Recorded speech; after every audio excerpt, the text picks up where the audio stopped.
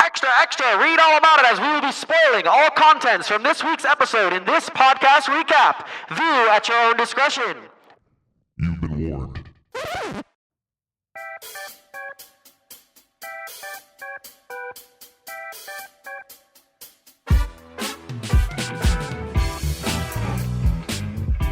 Welcome back, my friendly neighborhood friends. I'm so glad you're around the house with us today. We have much to discuss. We had a big drop this week. A lot of stuff this week. We're actually coming to you this week with 2 episodes. This episode we're going to be breaking down Friendly Neighborhood Spiderman, and we're going to talk some Invincible in the back half because we're thoroughly enjoying these shows and we really want to get into it. But we also will be dropping our not really instant reactions, but reactions to Brave New World. There's definitely much to discuss about that one as well. Very polarizing episodes and shows this week. So we're glad you guys are with us. If you're on YouTube, subscribe to the channel, drop a like, drop a comment. Thanks for listening to us on Spotify, Apple Music, whatever you do listen to us. We appreciate you guys. I am your podcast host, Noah Marano, back again with my friendly neighborhood co-host, Mr. Josmanni Sanchez. Listen, if I'm going to be friendly nor in your neighborhood, I should have a costume. So if you've got any ideas, please submit them. I've got one. It looks a lot like Battle Beast costume. I'm here for it. It's actually just a lion head. Yeah. It's like a Hercules lion head. And then you call me Beast Battle. Oh man. All right, so let's dive into this. We're not going to hit you with a recap just because it's a long 3 episodes. So we're just going to kind of dive right into it. We got 3 episode drop this week. Before we actually get into the episodes though, I know you've been very vocal on this. You are actually thoroughly enjoying the new formula that this show is dropping episodes in. So I don't know. You want to explain a little bit about what I mean when I say that? Just because I think that's been a topic of our conversations a lot this week. Yeah, for Disney, especially with their shows, Marvel shows, or really any show on Star Wars, the format, right, is, you have your opening weekend or whatever, opening week episodes. Maybe they'll drop 2. In the past, they've done 3. Yeah. And then sometimes they've just done 1. And then you go to a weekly format. 1 episode, right? Every week you get 1 episode. And now that's been shows that are 30 minutes, 40 minutes. I've been shows that have been 50 minutes, an hour.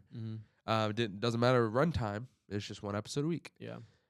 But for Friendly Neighborhood Spider-Man, I don't know if a lot of people have been complaining about it. I feel like it's been a little like people have mentioned it's kind of annoying, or like a lot of people be like, I gotta wait till next week. Oh, like, I don't know if they're maybe just like experimenting, but they switched something up, and I'm really rocking with it heavy. Yeah. They went to a 2 episode premiere. Great, kind of normal, 2 episode premiere. Dope with it. This show runs about 35 minutes, 40 minutes every episode.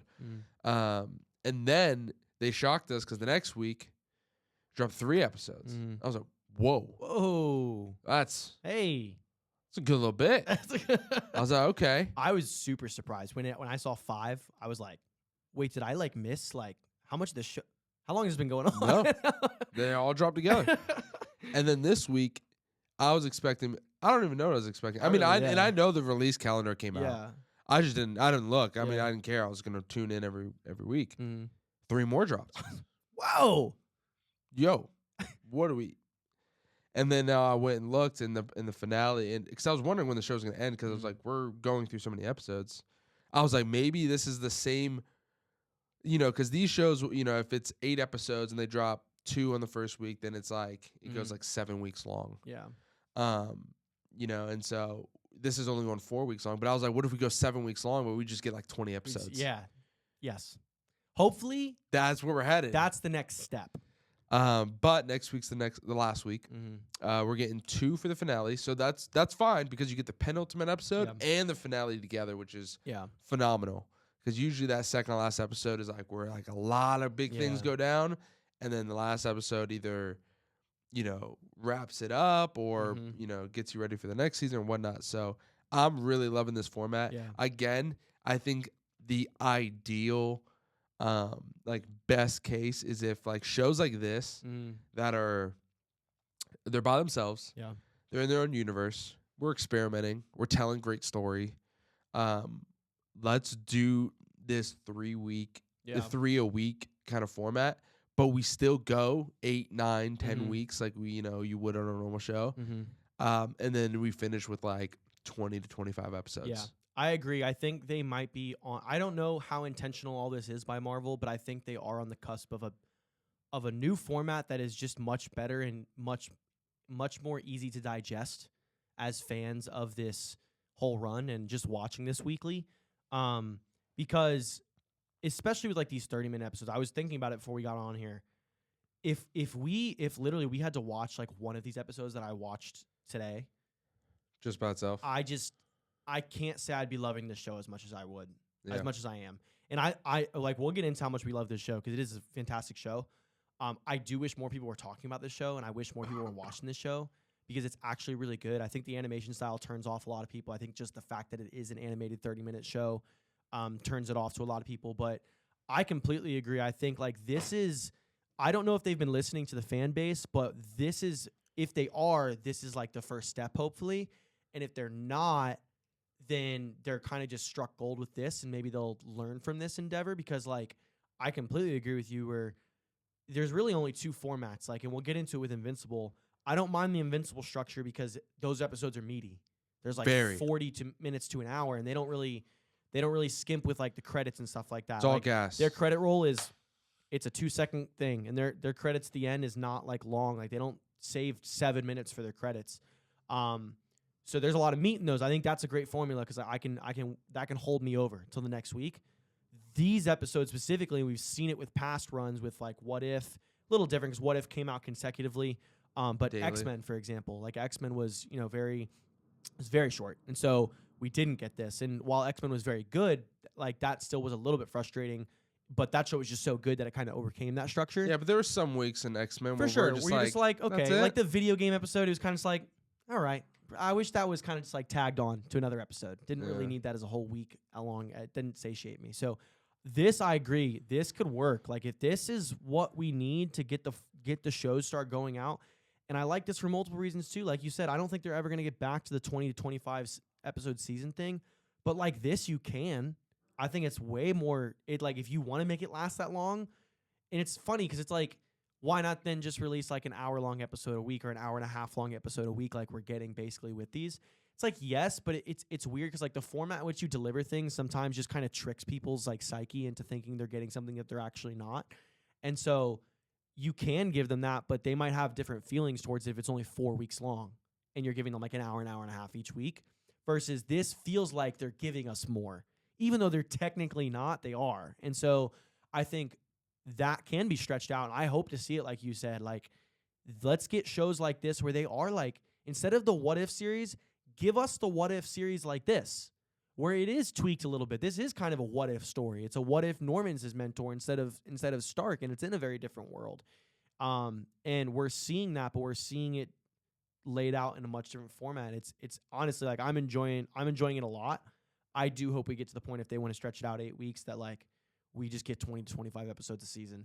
I understand that's kind of hard, I guess, for the animators. But listen, we've been doing that for years and years and years and years and years and years and years and years and years when it comes to all these Cartoon Network shows and all these Young Justice shows, like all these older shows, Teen Titans, like all these older shows. If they were in 2D format and they took, if that's what it takes to get 25 episodes, I don't care. I like the 2D format. There's plenty of anime that is still in 2D format that people are just in love with. So like, I don't know what it is for us as America to get to that point because like Japan's clearly figured it out with the whole anime scene. I don't know why we can't get to that same point with shows like this. I don't know if it's just it's a creative process problem. I don't know if it's an animator process problem, labor problems. Like I don't know what it is, but I hope they can crack that code because this is a much more enjoyable format, and it's kind of interesting to see how like even though not a lot of people are watching this, how good the reception is towards this versus something like the movie we're about to discuss on our next episode. And so it's interesting to see that dynamic. And if this is more the formula that people are going to eat these days rather than the crap movies that they're putting out, maybe this is where they need to start focusing more of their attention because we get an X-Men down the line in this format still. I just think...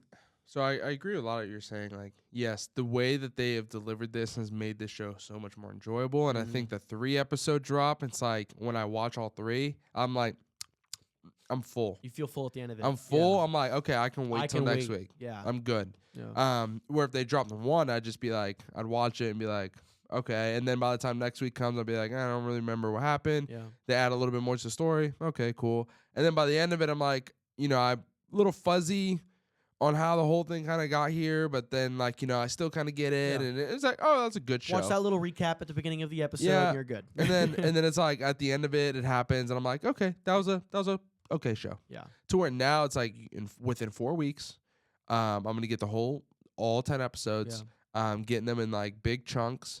And by the end of the show, like it's just, I think it's dramatically going to play into the fact of how we view the show and how we review the show and how we rate the show. Yeah. I do want to say, I think obviously like Japan has got animation unlocked as far as like shows and stuff with like anime, a massive, massive following. And I think like for stuff like this, it's like, I do love the live action stuff. I do think we need to keep the live action stuff. I agree. I love the like dramatized versions, seeing these characters come to life, all this stuff. But like, let's not like neglect the animation, because like we've seen with X-Men, we've seen with this show, the stuff that you can give us in animation, you cannot give us in live action. Yeah. And like, at the end of the day, like we are dealing with superheroes and we're dealing with super abilities that like don't exist in real life. Yeah. So like you can't give me, you can give me Cyclops, lasering a building in half in live action, but like you can make it so much cooler in animation with explosions and all this stuff. So it's like all these like awesome fight sequences and stuff like that. Like when you put it in animation, it looks more comic book feel. You could do so many more cool things. Yeah. You don't have like actual live actors where they can get hurt. They're just animated characters. You could do whatever. You're not limited to the laws of physics. Yes, you're not. Physics means zero, squat, nothing. Yeah. So it's like, I think we need to, in the superhero genre, need to find a balance of both. Yeah. We need to keep going with our live action, the story that we're telling, but we need to keep implementing these animated projects where we can just have fun. Yeah. And we can see comic book stories come to life. I completely agree. Like in animation. Because you can do it well. Yeah. X-Men, fantastic. Yeah. Spider-Man, this show has been awesome. So it's like, those are 2 W's, by the way. Back-to-back W's. Like animated W's, yeah. For Marvel. Which is... For Marvel, which is crazy that we even are saying that right for now. Marvel, there was a time in our life where that was never the case, but DC, baller with their animation. Yeah, DC animated has always been phenomenal. But Marvel, yeah, come on, back-to-back hits. That's good job, Marvel. Nothing to scoff at. Let's go. All right, let's get into these episodes a little bit. I don't want to go chronologically through every single little thing of the episodes because these are pretty short episodes. But we'll start with the highlights of the first episode that drops, Duel with the Devil. This is the one where a fan favorite character shows up. Hey, so that boy. What were your highlights from this episode? I know you watched it a little while ago. I watched it a little bit more recently, but I will say I really loved seeing Daredevil.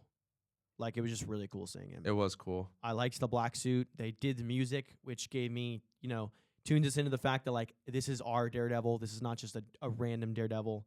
I thought that was really cool. I'm 90% positive, and I'm going to look it up. It's Charlie Cox speaking. It is. Okay, yeah, because like, the moment he starts speaking, I was like, yes, they did it. And I will say the one thing that, like, I've always just so much appreciated about Marvel and what's so impressive with how they've built this entire empire that they've built is for a long time, and I mean like forever, there was no format like this in superhero movies, and even movies in general. There was no like consistency or crossover like ever. And to this day, like crossovers like this just always like brighten my world when I'm watching these episodes where I can hear a character like Daredevil and I can be like, oh, that's the same one I saw in this other show. Yeah. And like, it's really cool to see him interacting outside of his show. And it wasn't even long. It was a very brief scene, but it's just cool to see. It's cool that we're still getting that. And like, that will always be for me one of the things I appreciate most about Marvel is them bringing that into really just like cinema in general. Yeah. Because that was never really a thing in cinema. There was always sequels that would maybe do something, but sometimes they would just completely forget events of the last movie or 3 movies ago if there were like many sequels. With this, there's always consistency of like, you're going to meet a character maybe 10 movies down the line and he's going to be the same character you saw 10 movies ago. Yeah. And I just still love that. So I loved seeing Charlie Cox there. I love Daredevil. I hope we get more of him and Peter because we have yet to see the Spider-Man Daredevil dynamic, which is pretty heavy throughout the comics. Yeah. A lot of their villains overlap too. So, and it's because and this show is so grounded. Yeah. That it makes sense that Daredevil 100%, shows up. You know what I 100%. mean? Like we're not in space. We're Yeah. not dealing with like some alien crazy thing. Like this is a grounded New York superhero show. Yeah. And like within New York, like we have so many ground level heroes. And obviously Daredevil being a very popular one. I think my favorite thing about this show that this show can just continues to do, which I thought they did it so heavy in the beginning that I was like, wow, that's cool. I don't know if we could sustain this, but they've every drop, have just done it more and more and more. Is like bring in just a frick ton of characters. Yeah. A crap ton. Yeah. Now, like some of these characters aren't who we know they become in the comics. They're just like the origin version of themselves for now. Yeah. And it's like, I'm not sure if this show has already been confirmed for future seasons or not, but like they are setting themselves up without leaving us on some stupid, well, we don't know yet. Without some like stupid cliffhanger. They're setting themselves up for like, dude, 10 seasons worth of characters and arcs here that we have that like we can just play with. It feels like a sandbox show. I agree. We have, Daredevil showing up and he's like, kind of the first person to kind of shed some light on, the situation you're in is not maybe what you think it is. And their fight was awesome. Like it made, it just made sense. Like I love the quips too because he's outclassing him the entire time. For like Spider-Man, like is like new. He's like still newly, freshly Spider-Man, and like doesn't really know how to fight. But Daredevil's clapping it. Like, he's like, him. but I do. Yeah, and it's like, I loved it too when Peter said like, you really know how to fight, and I don't really know how to fight. He's like, yeah, you're right. Yeah, I can tell. You fight young.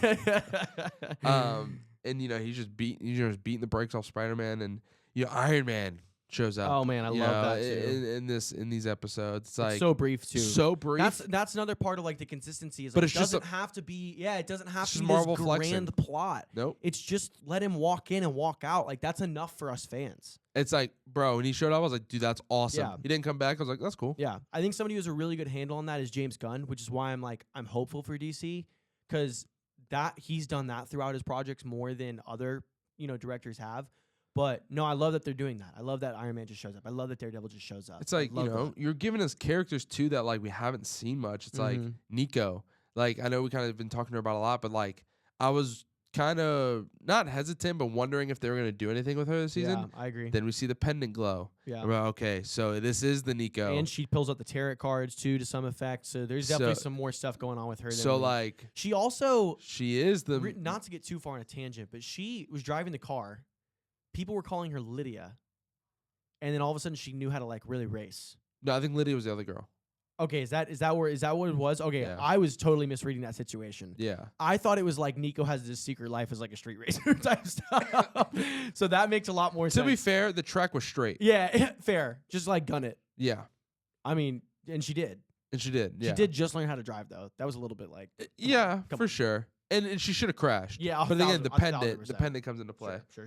So it did glow in that scene. It did. So that's why it's like we gotta. There's more to her going on. Because she's like a more mystical character. She is, so it's like they hint at it a ton in this one. Like she brings up the tarot cards and Harry like shows interest in it. She's like, oh, you like this? Like you like the spiritual like mystical stuff? And he's like, no, I just like it for fashion. So, but no, I actually to get away from the Daredevil thing. I really liked too the new friendship dynamic they were kind of starting to build, but then got away from between Nico, Harry, and Peter. Okay. I liked that because like we saw it like they didn't like each other, but we started to slowly just like see them hanging out, which I thought was fun. Because we do to Spider-Man in high school, we do need that element of like his friend group, and he's just a kid, and so I really liked that. I thought that whole Nico and Harry side plot after that too. I don't feel like that was very distracting.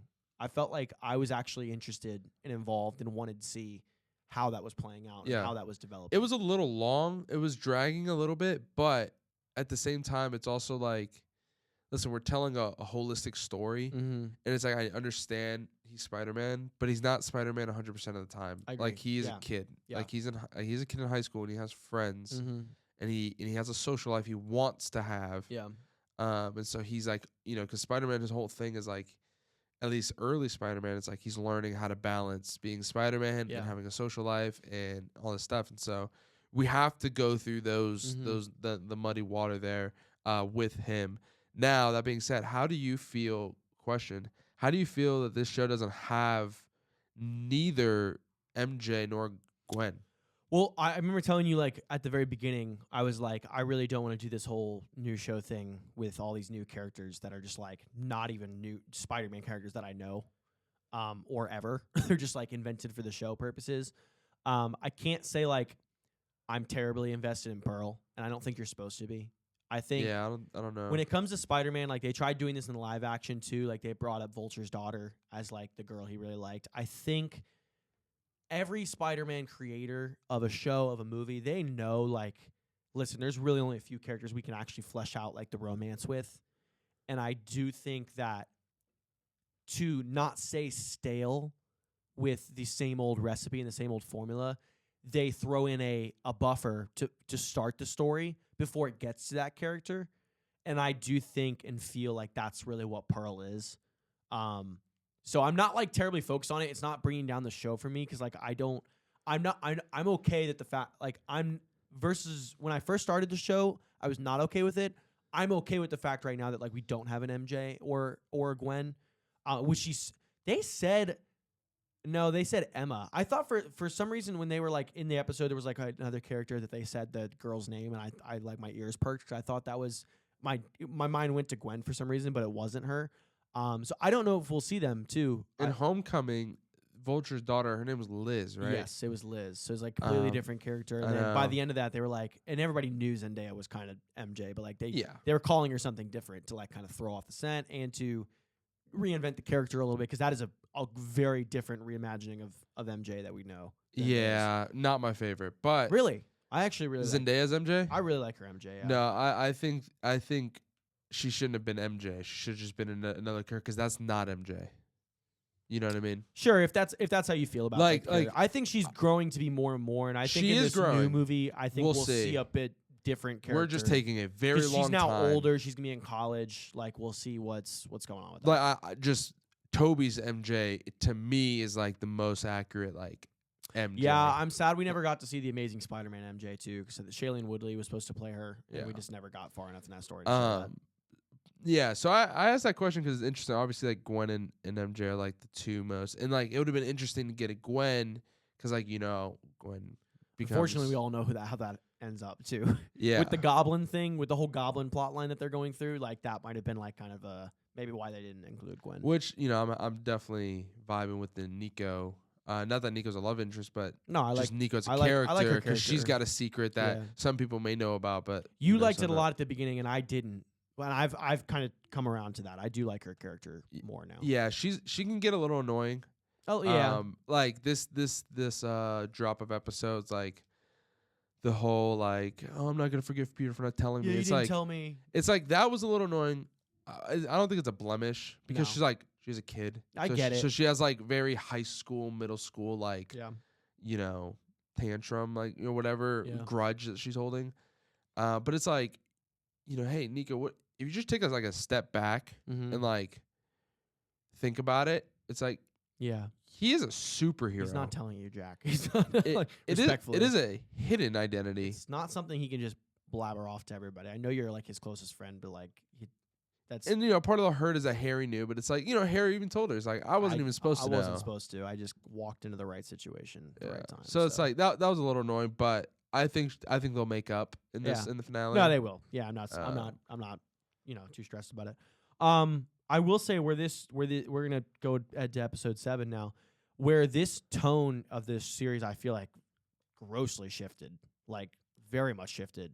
Was Scorpion shows up, and first off, they were all shooting Scorpion, and, like, I was like, oh, he's got a full body suit now because all the bullets were bouncing off of him, and then he comes out of the clouds and he's still just got the chest plate. Yeah, I didn't understand that. I didn't see him blocking everything with his tail. Maybe he was doing that, but I was literally like, they just shot like him like 50 to 100 times. And you're going to tell me all those bullets hit his chest and bounced off? Like, I don't understand what's happening there. Minor thing just to look at. But where this like drastically shifted from me, where I was literally watching how it went, he stabs the kid. Yeah. And I was like, whoa. Yeah. I did not think we were going there with this series. And we did. Like, wow. And they showed it. They didn't like hide it. He straight up impaled the kid and killed him. Yeah. And threw him like a rag doll. And then it gets to the fight with Spider-Man where he's beating the crap out of him. And I was like, because which movie did they do this in? Was it the Vulture? I think it was the Vulture one in the warehouse where he kind of just beats Spider-Man up and then he collapses the building on him.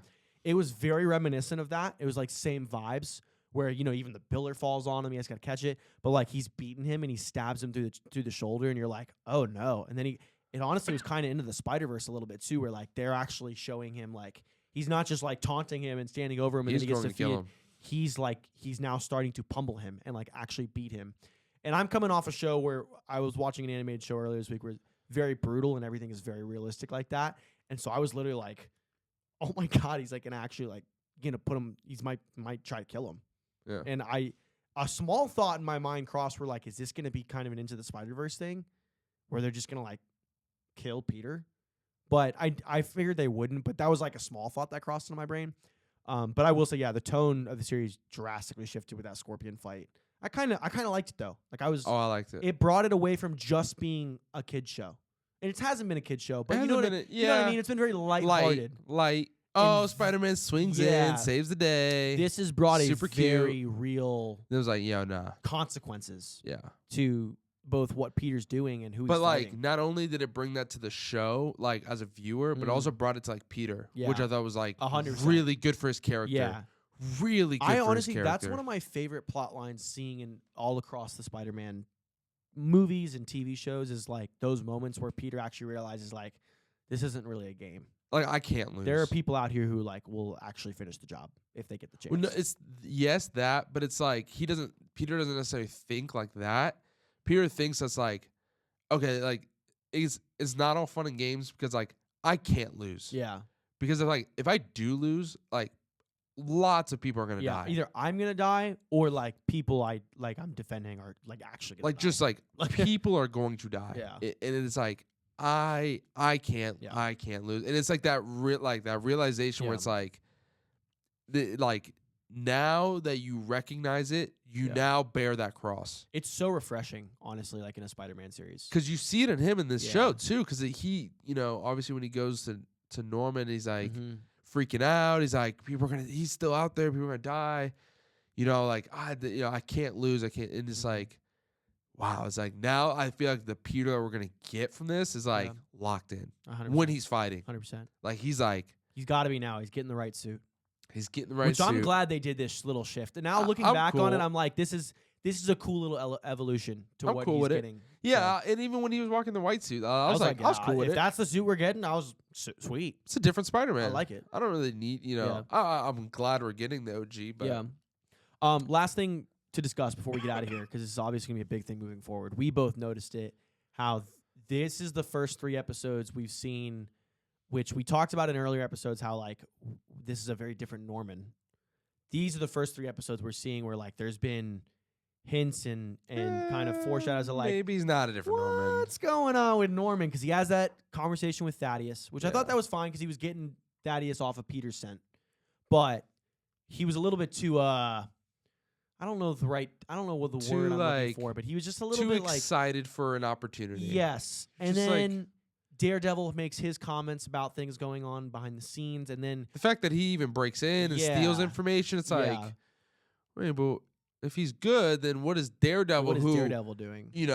Daredevil's never like on the bad side of anything. No. He's like for the people. Very justice first type Very stuff. for the people. So it's like, okay. Yeah. And then we get into the, he sends the glider to help him. That was the first moment I was like, so he has it. I was like, oh no. I was like, so I thought it was going to be him. I legit thought it was going to be so full suit. It was going to be him. And Peter's going to be like, what the But wasn't. Just the glider. Cool. That's cool. A little foreshadowing. I'm glad it wasn't just. And then the whole last episode really is like, it's him and Peter like kind of discussing. That's what a lot of that episode is. And we see a lot more of Norman's maybe true side of things, where we get the great line where he twists Uncle Ben's very famous Spider-Man. I'm not sure if you've heard this one, but with great power comes great respect. And that hit, and I was like, because at first he started saying it, and I was like, oh, he's going to be the one to deliver this line. That's kind of cool. And then he delivers respect, and I was like, oh. like, yeah, when he said that. This is interesting. Yeah, that's exactly what I was saying. When he said that, I was like, dang, he's Kanye Weston right now. He is Kanye Weston right we now. thought he was cool. Ye has showed up. Yeah, bro. Ye has showed here. up. Kanye is asleep in the back. Dead, bro. Maybe that's what Green Goblin. Quick tangent, bro. All the memes online of like Kanye waking up to see all the damage Ye has done, hysterical. Yeah, that's funny. But yeah, Goblin kind of is. Yay. He's kind of yay. He is yay. A little less racist. A little. But very a lot of damage. Yeah, for sure. That twist was good though. That's a bro. very interesting knot to the story that we're getting. Yeah, it's just like, dude, I'm glad too that we didn't like stick with the Norman mentor like super long. Like I'm glad we got it for good length. Yes. Majority of the season. Yeah. And then I agree. It hits harder. Right at the end, yeah. It's way harder if you keep that in your back pocket for as long as you can. Because now it's like he's, because he even told Peter, he's like, he told Peter when he recovered from the attack, he's like, you need to stop pulling your punches. Yeah. Which is like, if you know Spider-Man, infamously, like, he has to pull his punches. Yes. Because if he doesn't, he will kill everybody. That's also, because he's that strong. Was a beautiful mirroring / twisting to how Iron Man was mentoring him. Yes. In the movies. Where he wasn't necessarily saying like you got to be more reserved, but he was saying like you have to be careful and you have to be more on like our ground level team. Like you can't be doing this with the big dogs because like he doesn't want you to get involved with that. Where like Norman's like, no, like I need you to get better now. Yeah, we've got some bigger things we got to get to. Yeah, I need you to stop pulling your punches and put these guys down. Dude, put them down like dogs. And I will say for listen, you're coming into the show like with Norman as a main character. Everybody knows who Norman is. Yeah. We all know what it's leading towards. So this was a good way for them to kind of divert it because I think they really did have a lot of fans thinking like this is going to be kind of a different story with Norman. And maybe we'll get that, but like it's going to be down the line. And honestly, I think we'll see a more drastic event that turns him into that rather than it maybe still being what it has been all along, which is like he maybe just has been this guy that we've known from the start, but we just didn't want to see it. It's still a little different, and we don't know everything about this Norman yet. But like, what turns Norman into Goblin obviously is that serum. Mm-hmm. It creates the Yay in him or the Green Goblin. He might have already taken that. We got no clue. That's the thing. We don't know. But it's like right now, as far as motive that we are under the influence that is like motivating him is this lust for power. Yeah. It's lust for respect. Yeah. And he sees Peter or Spider-Man as an avenue that's going to pave the way for him to achieve whatever he is trying to achieve as far as because we saw that with Thaddeus, I feel like that conversation was like a power play. Yeah, he's like trying to get into like this private contract, work. Or it was him putting some chess pieces on the board. So I don't know. We're gonna see if this lust for power obviously is gonna take him too far, and Peter's gonna at some point realize it, and that's when we're gonna get kind of the divide. Now I'm very curious on how Harry's gonna play into all of this. Like I'm sure Harry at first he seems pretty innocent. He even kicked Harry out of the room to have that conversation. Which that was the first thing I saw where I was like, oh, this could maybe be the crack where we see Harry's.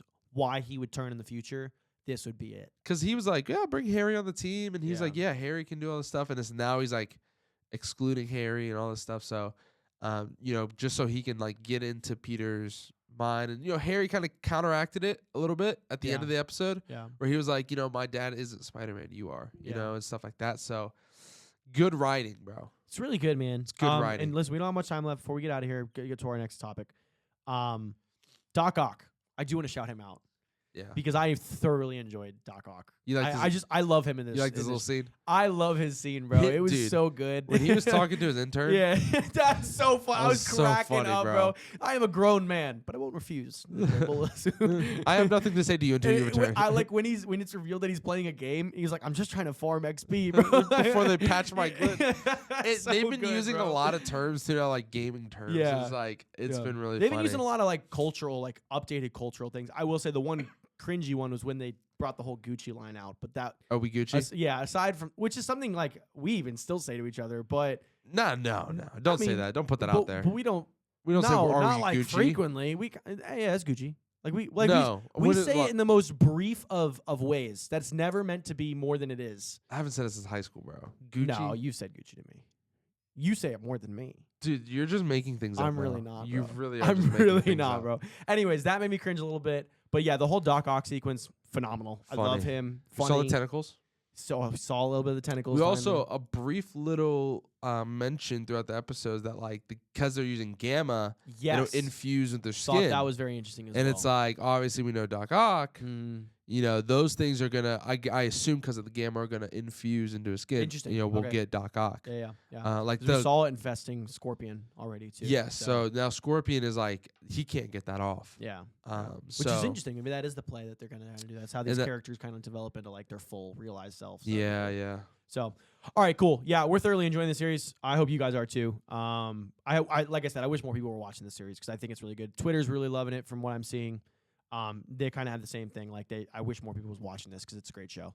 So, next week we'll get back to that, but we are going to move into Invincible. Speaking of a super serious show that is a little more grounded and it's got some just phenomenal writing. Yeah. Man, so all right, so new episode of Invincible. This is episode 5? 4, okay, because we did get the 3. I thought we had an episode in between.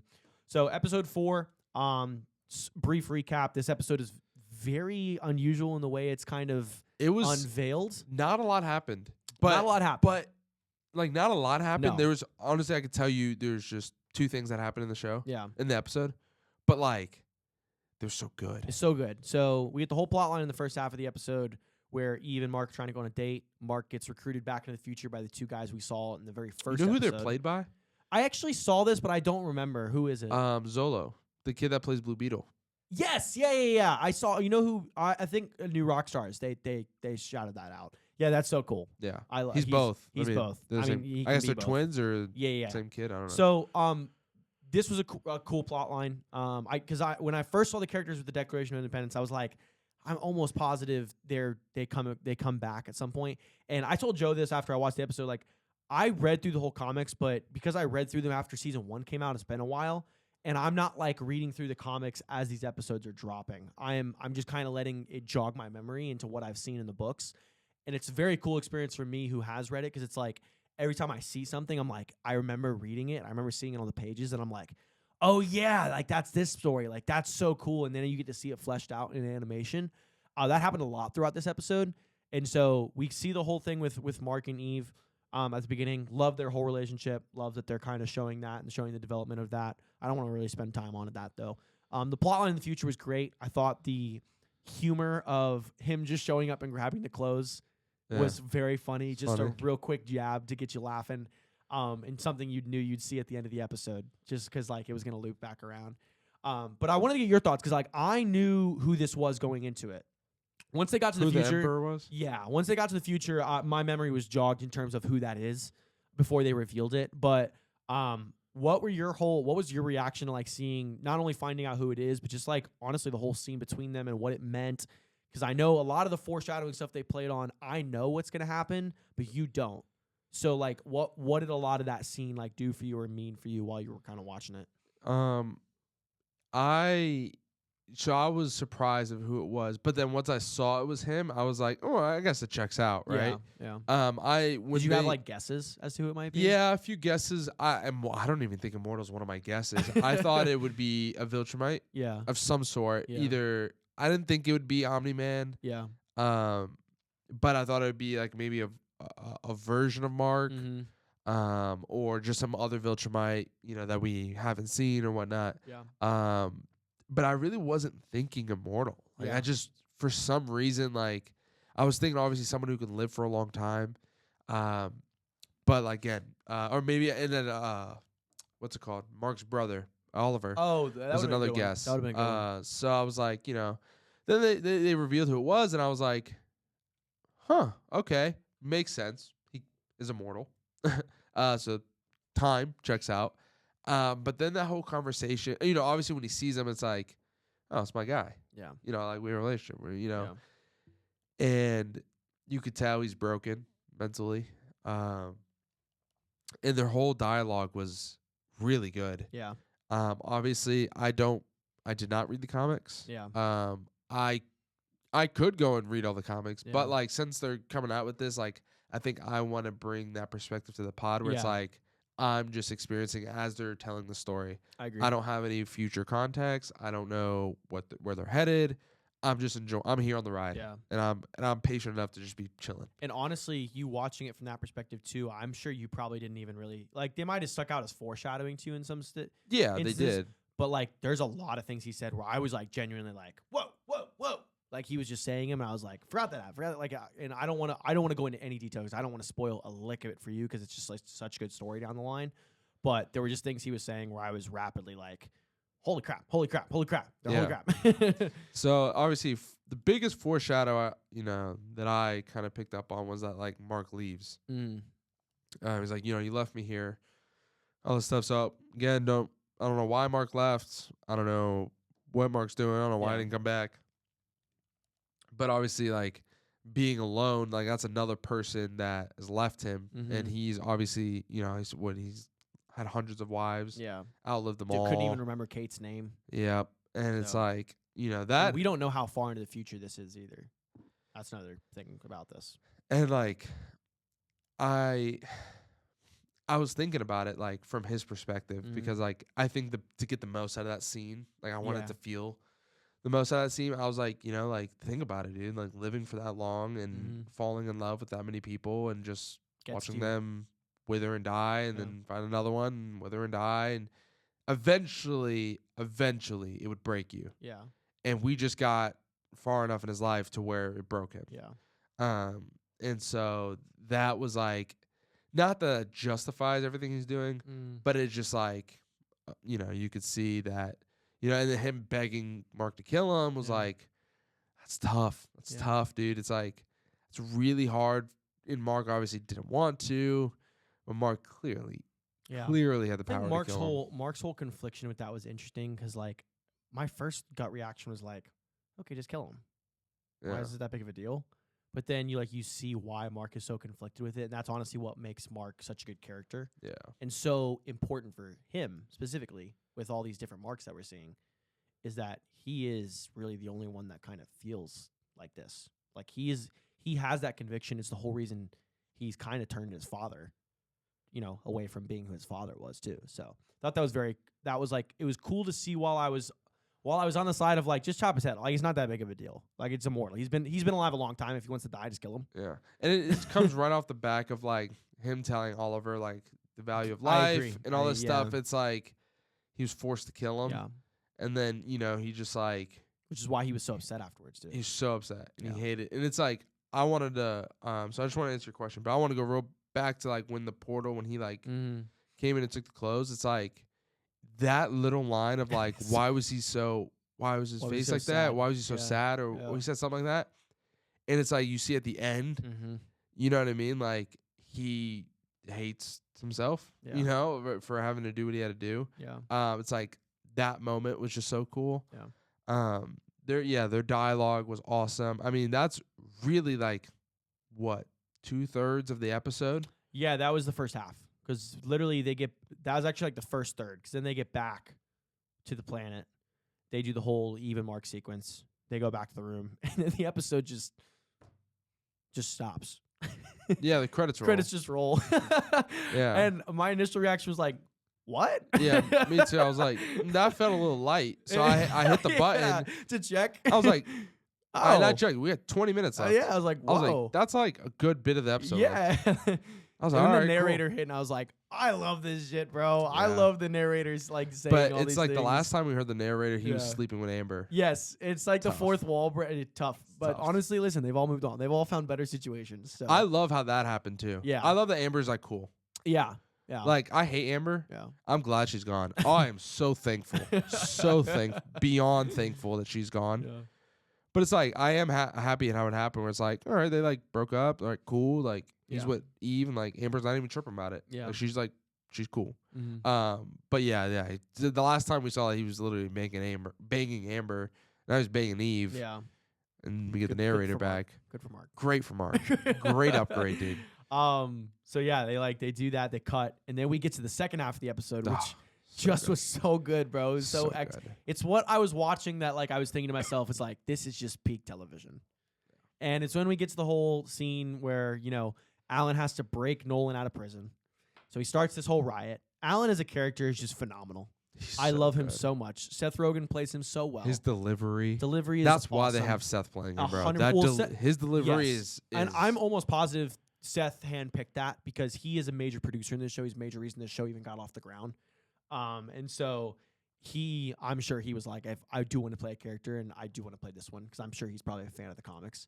He plays it so well. Like I couldn't imagine anybody else. Like you said, his delivery of his just his delivery quips, of every line is so good, so funny. So good. They're not even like extravagant jokes or extravagant dialogue. Either. Nobody makes them. But He's a professional, it bro. hits so well. He's a so professional. he starts this riot and he's trying to get to Nolan, and obviously he finds a character that we've seen before. You're But skipping so much. one You're going way too fast through this great. no, I mean, like that is what kind of happened with that. But like, what happened before that? I mean, they're breaking out. That was really it. I mean, they recap the whole Alan's whole journey, or not journey. Yeah, they his whole do kind time of there. briefly go through that. I guess that montage was funny. The montage was funny, and when they bring him tried. back, when they bring him back to the cell, they're like, man, these guys really suck at their job.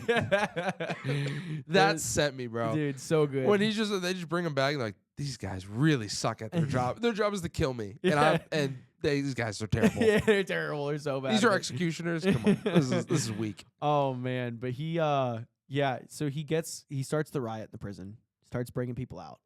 And doesn't care about them. Doesn't care about them at all. Which I love about this show. Like I think that's part of the grounded nature of it is like And they're just getting shredded. they're getting shredded. And he's getting shot, and he's like, Yeah. ow, Hey, ow, ow. stop, please. But Doesn't hurt he finds I thought we were actually getting a different creature. And then once we got Battle Beast, I was reminded of what the story is, but I thought it was going to be a different creature that we're going to get a little bit later down in the plot line, which I'm glad it was Battle Beast, because Battle Beast here was like, when we first saw him in season 1, he wasn't really like humorous. He was just like, he showed up and he was All business. beat the shit out of everybody. Yeah. Like, Bad. Bad. Like that was the first time we really saw the heroes like, oh my god, like they're all gonna die. Yeah. And now we see him and he's definitely a more. I think it's a different voice actor playing him. I could be wrong about that. I didn't look it up. He sounded unfamiliar to me, but his whole sequence where he comes out and he's just like, "Are there Viltrumites around? I really need Viltrumites to fight because they're my only worthy foe." And like I love that's what makes Battle Beast so funny. Is Michael like Dorn. he must have worthy foes, and he like talks back. His whole sequence with him and Allen going back and forth was really funny. And then he gets out of the scene, and then when he realizes like all these people are paper to him, and he grabs Allen, he's like, "You tricked me. You're the one I need to fight." Allen's like, "Whoa, wait, time out. Hold on. We need to hold on. No, but seriously, like I could fight you. I don't want to. Like we got some business to go get to." And bro, man, the funniest part of the entire episode when they break through the wall to Nolan and Battle Beast realizes who it is. And Alan's like, "Yeah, no, he's really been waiting to meet you guys. He's a very big fan." This guy's a really big fan. Such a dumb line, but it was so funny to me. Because like Battle Beast was like proud. Yeah. He like announces his arrival. Finally, Viltrumites to fight. And he's like, "Yeah, this guy's a really big fan. Yeah, he's been really and he waiting says to it meet like, you guys." "Yeah, he's a really big fan. I'm like really excited." Like he's like says it in such a somber voice. It's so funny, bro. That's awesome. Got me so good. And it's the same actor. It's the same actor. Cool. So yeah, like that whole sequence where So they're Battle Beast breaking- automatically takes one. He's like got the other one single handedly. Takes one piece off the board. Yeah, just takes him. Great stuff. They're beating the brakes off each other. Good stuff. And then Nolan finally wakes up. Well, Allen starts getting. He does. Allen allows himself to. That's the key thing. It is allows. Because Allen probably could have. No, he could have. Not probably. He could have if he wanted to. Could have beat the brakes off. Yeah, he could have beat the brakes off him, and he allowed himself to get pummeled. He even said it later in the episode. Like, he did. I need you to get up. Yeah. And I did think I loved how they showed Nolan breaking out of the vices because like that just shows how strong Nolan actually is if he wants to be. And so we see Nolan start to interact, with the fight and actually get involved because he cares about Allen. And you get to see that development from Nolan where it's I know, that's cool. I actually do have a friend. Like, he's my friend and I don't want to see him die. It's the dynamic of, like, the person who's, like, wants to die, and then there's that one person who, like, unrelentingly, like, will not let that person, like, go. Yeah. Is just a very powerful dynamic, and it's going to build a really powerful bond between them. I foresee. Yeah. And so, like, to see Omni-Man, like, break out and, like, them to start to work together, like, especially how they end, like, these guys, in my eyes, these guys are going to be, like, best friends. Yeah, yeah. Their dynamic is going to be great moving forward. And we get that awesome scene at the end where they're going toe-to-toe with the Viltrumite in space. And first off, the whole plugging the hole, I thought that was so funny. I was like, when he puts the alien's head through the hole of the ship, and he's just like, that's plugging the hole. And then the last fight sequence where they basically knuckle bump. Dude. that was crazy. Is that when you texted me? Oh my gosh. I was trying to find the moment where it was, and when that happened, I was like, oh, that's totally where Joe texted me. It was like, oh my gosh. Dude, I didn't think of it. I'm trying to think if we've seen a Viltrumite be killed. We've seen the ones on when Nolan fought with Mark on the bug planet. The three of them showed up. He did kill. Two of them did. One of them for sure died. I don't know if two of them died. One of them almost died but didn't. He was like carrying his guts. And then the girl, she died. She got clocked. She got ripped out. So yeah. So I just was. I was very shocked. Yeah. Like, not, but like I was. Yeah. I just didn't think he was gonna. I don't know. Like a bug. Yeah, I didn't know, because I knew Allen. Like, at this point, like, I was confident Allen could take one-on-one. Yeah. And I knew Omni-Man could. So I don't know. I just wasn't expecting it, and it happened, and I was like, it was freaking awesome. Yeah. So good. So good stuff. Just such good stuff, man. And then we get that. So obviously, like, the biggest reveal is at the very end of the episode. Yeah. We get that line from Nolan where he reveals that this great enemy out in space that everybody's so fearful of and literally has, like, the galaxy in war, the universe in war, they're only down to less than 50 members that are alive and, like, well. That are full-blooded. They're full-blooded, pure-blooded. Not alive and well. Pure-blooded Viltrumites. Yeah, which is what's to be feared. A pure blood is what's to be feared. Not to say a half-blood isn't, because you should. Well, but we know the half-blood that we should be. But. Yeah, which, a couple. Yeah. I mean, I'd be scared of Oliver. With Oliver now, too. Yeah. But that being said, those, killable. Mm-hmm. You could win against Not those. only do we see that they're killable, not only do we see that Nolan is now on Allen's Nolan side, is pure. Nolan is pure. And that's the whole reason Allen went after him in the first place, based on Thaddeus' orders. Like, we've never seen a pure Viltrumite, like, switch sides and abandon his post. That's never happened. So not only do you have Allen, you have Nolan, you got Mark and Oliver. You even got Thaddeus, who we know of, But you see one die, and then you learn that, like, oh, wait, there's not really that many of these guys left. And that's like the turning point in a lot of the story to show, like, there's a path to victory here. The situation is dire, but there's a road where we can see that we can win this war, which is the whole thing Allen's been looking for this entire time. So thought that reveal was great at the end, because I knew it was coming. I just didn't know where they were going to officially reveal that. I hope, like, I understood, like, when I heard it, like, I thought that was very, very important information. Mm-hmm. I hope other people pick that up as, like, this is very, very important. For sure. Fans of the comics will, but if you're not, that's what I'm saying. Fans of the comics, for sure. Yeah. But, like, if you're just watching the show, like, hear us when we say, like, that is very, very important information. Yep. Like, that is huge. It's huge. It's humongous. But, dude, this show is just so good. I'm so glad season 3 is like just this peak. And I'm also really glad there's not a lot of controversy around it on the streets. Like a lot of people love this show and they're being reminded of why they love this show. The 3-episode premiere people were enthralled with. It was just people were going nuts about it. Yeah. And from what I saw from this episode too, is a lot of the same reaction. Like this show is just so good. It's making people forget maybe some of the controversy they felt about season 2, which I think is good.